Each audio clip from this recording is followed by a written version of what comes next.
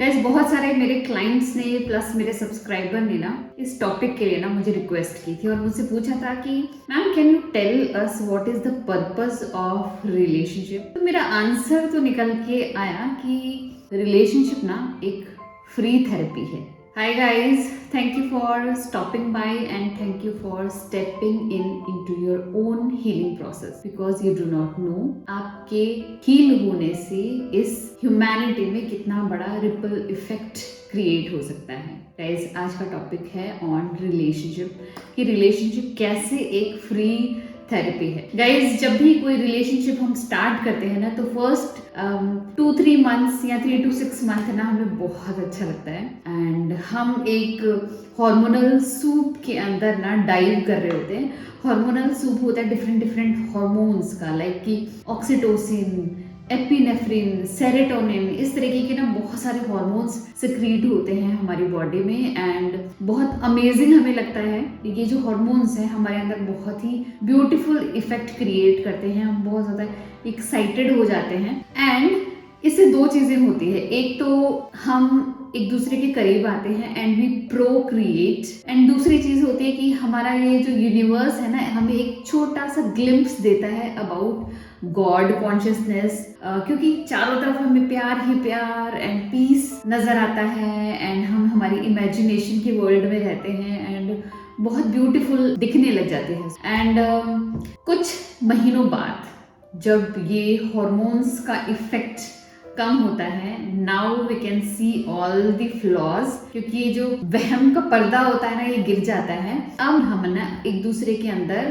Problems को देख सकते हैं, फ्लॉज को देख सकते हैं, क्योंकि ये जो हॉर्मोन्स होते हैं ना ये हमें क्लैरिटी से कोई चीज देखने नहीं देते। जब भी हम हाइपर अराउजल में होते हैं या हाइपर एक्साइटेड होते हैं या फिर हम हाइपर एक्टिवेटेड होते हैं, चाहे हम फाइट एंड फ्लाइट के मोड में हो, चाहे हम ओवरली हैप्पी हो, ओवरली एक्साइटेड हो, हमें कभी भी डिसीजन मेकिंग नहीं करनी चाहिए बिकॉज इस समय हम क्लैरिटी से कोई भी चीज नहीं देख सकते हैं। इसलिए तो स्टार्टिंग के कुछ मंथ जब तक ये हॉर्मोन्स का इफेक्ट रहता है ना हम एक दूसरे के अंदर कोई भी प्रॉब्लम नहीं देखते हैं, कोई भी ऑपोजिट चीज नहीं देखते हैं, हमें सब कुछ बहुत ब्यूटीफुल लगता है क्योंकि एक्चुअली हम प्रॉब्लम को क्लैरिटी से नहीं देख सकते हैं। वो लेंस अभी हमारा ना धुंधला जाता है, लेकिन धीरे धीरे ये जो लेंस है ना क्लियर होता जाता है जैसे जैसे हार्मोन का इफेक्ट कम होता जाता है एंड अब हम बहुत आसानी से ना एक दूसरे की गलतियां नोटिस कर सकते हैं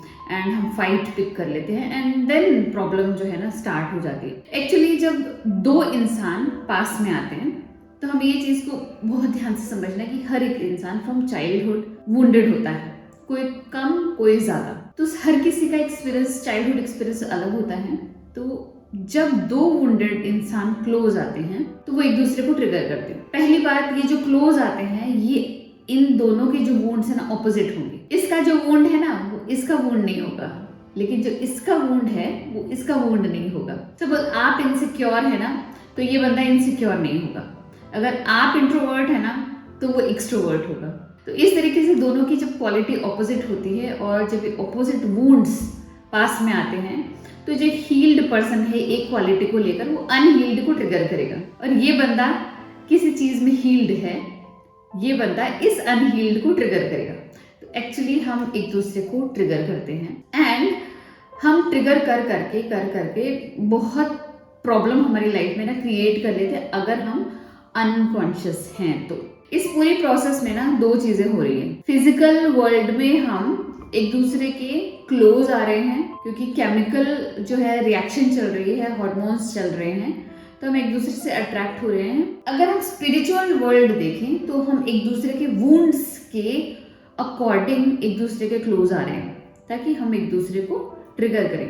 तो ये पूरी मैकेनिज्म है ना एकदम परफेक्ट है, इसे परफेक्ट बनाई गई है ताकि हम एक दूसरे को ट्रिगर करें और खुद के अंदर झांकें और अपना इनर वर्क करें। लेकिन कुछ लोग जो कि अनअवेयर होते हैं, जिन्हें ये नहीं पता होता है कि हमें क्या करना चाहिए रिलेशनशिप में और रिलेशनशिप का पर्पस क्या होता है, वो रिलेशनशिप को छोड़ देते हैं, एग्जिट हो जाते हैं, एस्केप कर जाते हैं। पर वो देखते हैं थोड़े टाइम बाद वो एक नई रिलेशनशिप अट्रैक्ट करते हैं जिसमें वो सेम ही टाइप का बंदा होता है, बस उसकी बॉडी अलग होती है। तो ये पैटर्न में ना उनकी रिलेशनशिप रिपीट होती रहती है अनटिल वो खुद को हील ना कर लें। तो अब अगर हम कॉन्शियस बीइंग हैं और आप मेरे चैनल पर हैं तो आप ऑब्वियसली कॉन्शियस हैं, तभी आप यहाँ पर हैं। तो आपको क्या करना है, पहली चीज है awareness. You have to be aware कि हमारे अंदर कौन सी ऑपोजिट क्वालिटीज हैं, कहाँ पर हम दोनों एक दूसरे के जस्ट ऑपोजिट हैं।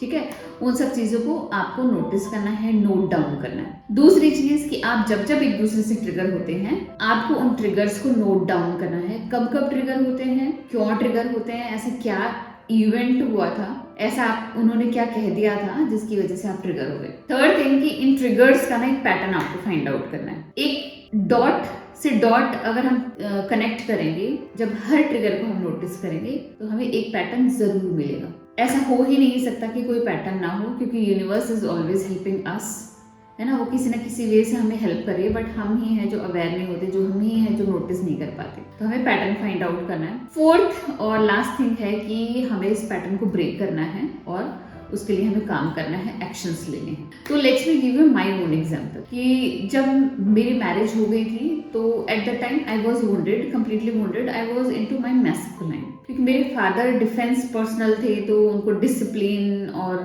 थोड़ा काम का बहुत ज़्यादा रहता था। और मैं एक गर्ल चाइल्ड थी और मैं एल्डर थी, तो मेरे पापा हमेशा मुझे ज़्यादा सिखाते रहते थे सो दैट कि मैं थोड़ा रिस्पॉन्सिबल बन जाऊँ एंड थोड़ी रिस्पॉन्सिबिलिटी लेना स्टार्ट कर दूँ, जिसकी वजह से मेरी एनर्जी मैस्कुलाइन हो गई, क्योंकि मेरे फादर ने मुझे सबसे ज़्यादा टीच किया था। And I was into my hustle mode, क्योंकि मुझे एक जॉब चाहिए थी और उसके लिए मैंने ना सब कुछ किया। लाइक मुझे पता ही नहीं चला कि एंजॉय करना क्या होता है, फेमिनाइन एनर्जी क्या होता है, प्लेजर में आना क्या होता है। तो जब मैं मैस्कुलाइन एनर्जी में थी और जब मैं मेरी मैरिज हो गई तो my husband was into his feminine. वो चीज़ों को बहुत एंजॉय करते थे, वो कोई भी काम करते थे ना, he used to enjoy a lot. और मैं थी जो हर एक छोटी चीज़ को ना बहुत बड़ा समझती थी। मुझे ऐसा लगता था ये मेरा गोल है, यही मुझे कंप्लीट करना है। I was a go getter, I was a provider sort of personality. मुझे ऐसा लगता था तुम कुछ मत करो, मैं कर दूंगी, ये मैं कर दूंगी, वो मैं कर दूंगी। आई लव्ड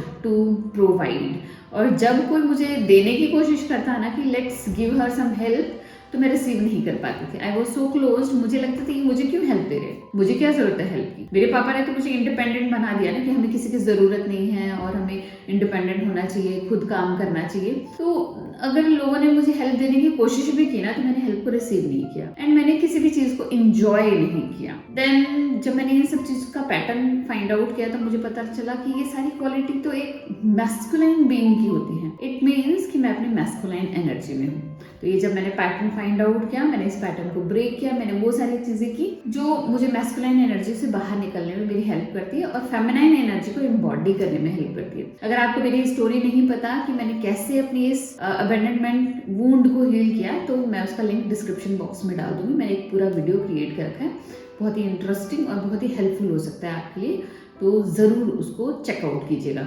तो गाइस, जो हमारी हीलिंग में फर्स्ट स्टेप है या इनर वर्क में हमारा फर्स्ट स्टेप है वो है ट्रिगर को फाइंड आउट करना। तो गाइस, ट्रिगर तो हमें लोग करेंगे ना, तो अगर हम चाहते हैं लोग हमें ट्रिगर करें, क्योंकि अनटिल अनलेस वो हमें ट्रिगर करें तब तक हमें पता नहीं चलेगा कि हमारे अंदर वुंड क्या है, क्योंकि वुंड होंगे वही ट्रिगर होंगे और ट्रिगर करने के लिए हमें लोगों की जरूरत है। और जो सुपरफिशियल रिलेशनशिप्स होती है ना हमारी, जैसे other family member, extended family member, cousins, friends and all, ये जो सुपरफिशियल जो डीप नहीं होती रिलेशनशिप्स, वो हमारे सुपरफिशियल वुंड्स को ट्रिगर करती हैं।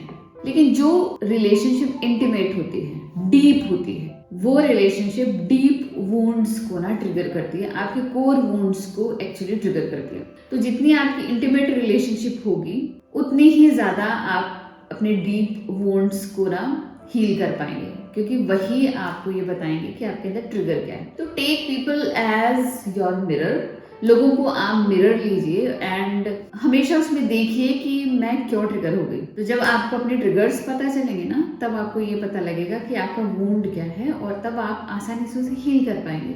क्योंकि द मोमेंट आप अनकॉन्शियस से कॉन्शियस कर लेते हैं किसी चीज को, आपकी हीलिंग स्टार्ट हो जाती है। उसके बाद जस्ट आपको प्रैक्टिस करनी होती है। लाइक आई डिड, मैं मैस्कुलाइन में थी तो मैंने फेमिनाइन एनर्जी को प्रैक्टिस किया और मैस्कुलाइन एनर्जी को छोड़ दिया, है ना। Decision making is the key. Decide कीजिए कि मुझे हील होना है, डिसाइड कीजिए कि मुझे ये पैटर्न ब्रेक करना है, डिसाइड कीजिए कि मुझे ये काम दोबारा नहीं करना है। गाइस, रिलेशनशिप में ना कोई भी सही या गलत नहीं है। This is all about learning. एक दूसरे के साथ लर्न करना है एंड खुद को हील करना है, और हील करके खुद को असेंड करना है। ये यूनिवर्स हमारे थ्रू इस कॉन्शियसनेस को ना विटनेस कर रही है, फील कर रही है, और हम एक माध्यम मात्र हैं। हमारा काम सिर्फ इनर वर्क करते जाना है एंड इन द वे इस पूरी प्रोसेस को ना एंजॉय करना है। और ये जो प्रोसेस है पूरी बहुत ब्यूटीफुल है, बहुत ही इंटरेस्टिंग है। तो आई होप आपको समझ आया होगा कि हमारे लिए रिलेशनशिप क्यों इम्पोर्टेंट है और रिलेशनशिप का पर्पस क्या है। रिलेशनशिप का पर्पस प्यार, पीस, ये सब नहीं है। रिलेशनशिप का पर्पस है एक दूसरे को ट्रिगर करके एक दूसरे को हील करने में हेल्प करना। तो आई होप आपको आज का वीडियो अच्छा लगा। अगर अच्छा लगा तो प्लीज लाइक कीजिएगा, मेरे चैनल को सब्सक्राइब कीजिएगा। मिलते हैं ऐसे इंटरेस्टिंग वीडियो में, तब तक के लिए बाय।